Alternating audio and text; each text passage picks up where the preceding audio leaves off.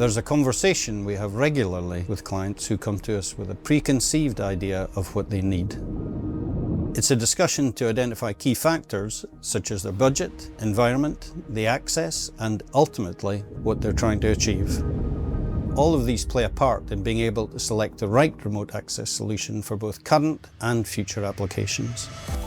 It can be easy to misjudge the requirements of a robotic solution.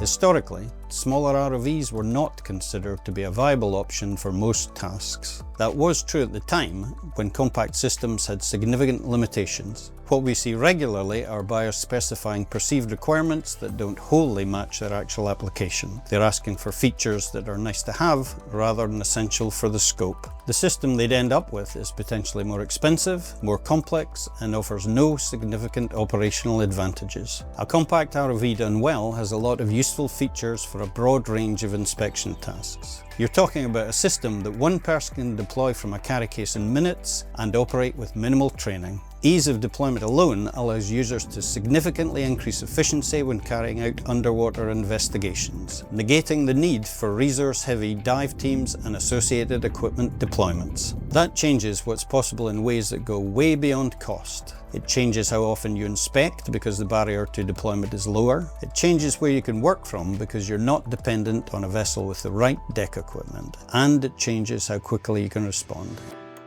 The other thing that gets underestimated is how capable these systems can be when they're customized for specific projects.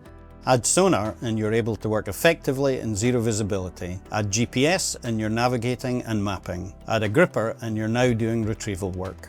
The mistake that people make is judging a compact system on its base specs and comparing it against larger ROV systems which have a very different capability and market. In genuine extreme conditions like very deep water or very high currents, a larger system probably is the right answer. We'll be honest about where compact systems have limits because it leads to a better outcome for the client. Battery life is also a real consideration. Many compact ROV systems are not direct power by default, and in demanding conditions the runtime per charge may be shorter than the headline figure suggests. That needs to be understood and planned for. The question I'd encourage anyone assessing compact ROV systems to ask before they decide is this: what exactly does the current project demand and what might future applications look like?